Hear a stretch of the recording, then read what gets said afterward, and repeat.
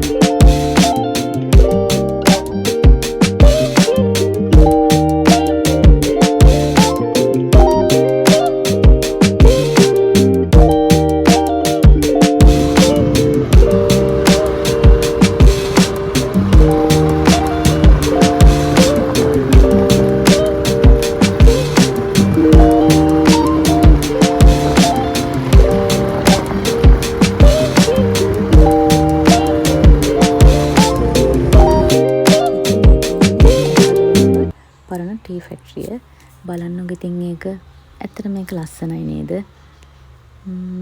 එදා අපිට ලේක් එක ළඟටම යන්න දුන්නේ අපි ආපු වාහන වලින්. හැමෝම මෙතන වාහන දාලා තමයි ඉතින් ගිහින් තිබ්බේ. ටිකට් එකකුත් අරගෙන ඉතින් මේ ලස්සන පාරෙන් දැන් යන්න තමයි ඉතින් ලෑස්ති වුනේ. එන්නකො බලන්න අපිත් එක්ක. මෙන්න මේ හරියේ ඉස්සරහින් තියෙන පාලම හොඳටම කෙරිලා ගිහිල්ලා. ඉතින් වාහන වලට යන්න අමාරුයි. ඒ හින්දා තමයි මෙයාලා මේ හරිය වාහන දාලා යන්න කියන්නේ. ඉතින් ටිකක් මීටර් 400ක් වගේ තමයි ඉතින් පයින් යන්න තියෙන්නේ. එහා පැත්තෙන් ට්‍රීවිල් එහෙම තියාගෙන කට්ටිය ඉන්නවා. රුපියල් 300ක් විතර වගේ තමයි ට්‍රීවිල් එකට ගන්නෙ. ඒ වුණාට ඉතින් අපි පයින් ඉතින් යන්න ගියා. බලන්නකො මේ පාලම හොඳටම මේවලා තාම හදලත් නැහැ. ඉතින් එන්නකො දැන් අපිත් එක්ක සෙම්බුවත්ත ලේක් එක ළඟට යමු.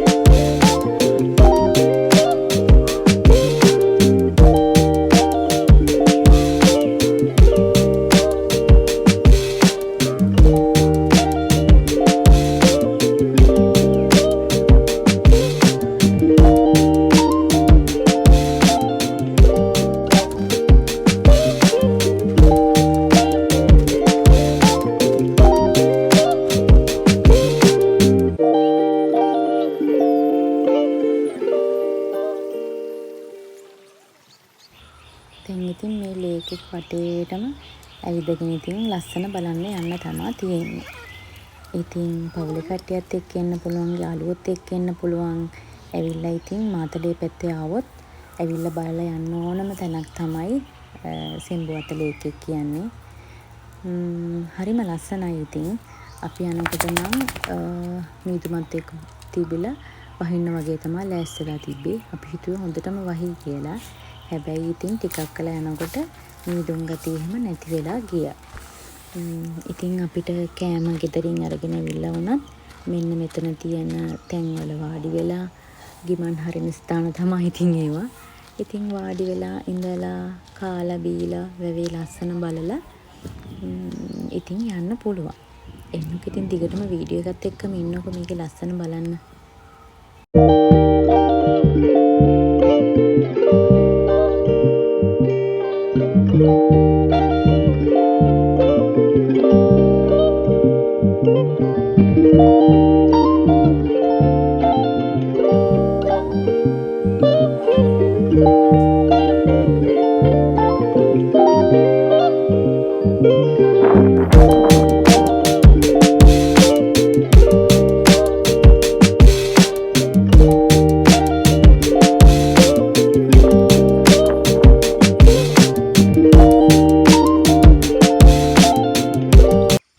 ඉතින් පොඩි පොඩි ක්‍රියාකාරකම් වගේකුත් තියෙනවා. මෙතන මේ ඉලක්කෙට වෙඩි තියෙන එක එහෙම තමයි තියෙන්නේ. මෙතන මේ බෝඩ් එකේ එහෙම ඒවට ගන්න ටිකට් කොහොමද කියලා එහෙම ඔක්කොම සටහන් කරලා තියෙනවා. අපි යන දවසේ නම් එතන කවුරුත් හිටියේ නෑ. ඉතින් කොළපාට පිරුණු තේවත්තක් මැදින් තමයි මේ ලේක් එක වටේම යන්න තියෙන්නේ.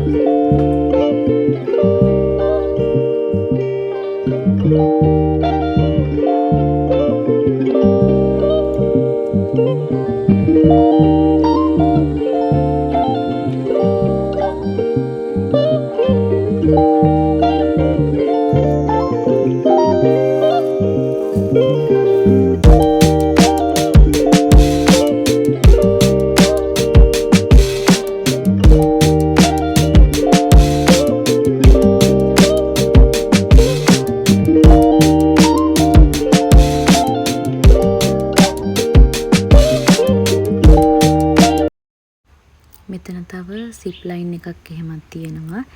ඒකෙත් කැමති කට්ටියට යන්න පුළුවන්. තව හංස බෝට්ටු සවාරි යන්නත් පුළුවන්. ඉතින් ඒවට ඕන කරන ඒවා ඔක්කොම ඒ හරිය සටහන් කරලා තියෙනවා. අපි යනකොට සිප් ලයින් එක නම් වැඩ කරේ නෑ. හංස බෝට්ටු වල නම් ගියා ඉතින්.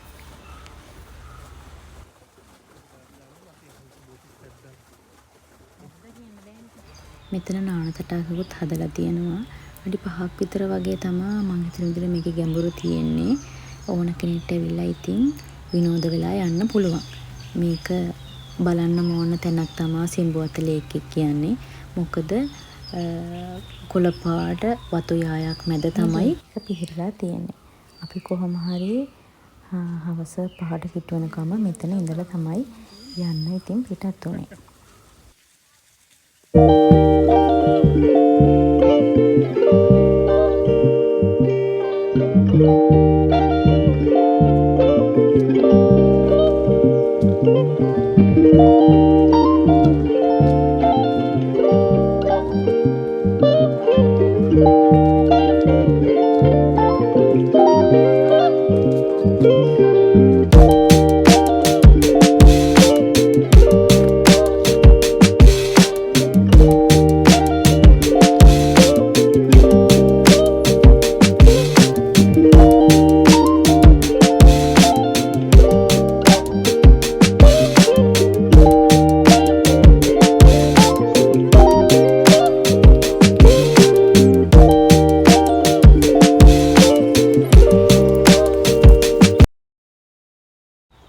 දැන් අපි මේ යන්න තමයි ලෑස්ති වෙන්නේ. අපි කොහොම හරි යනකොට හවස 5ටත් කිට්ටුයි.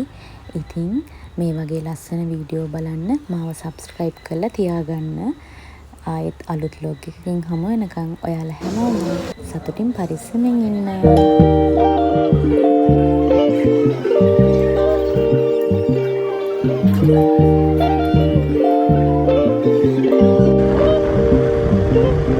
Thank you.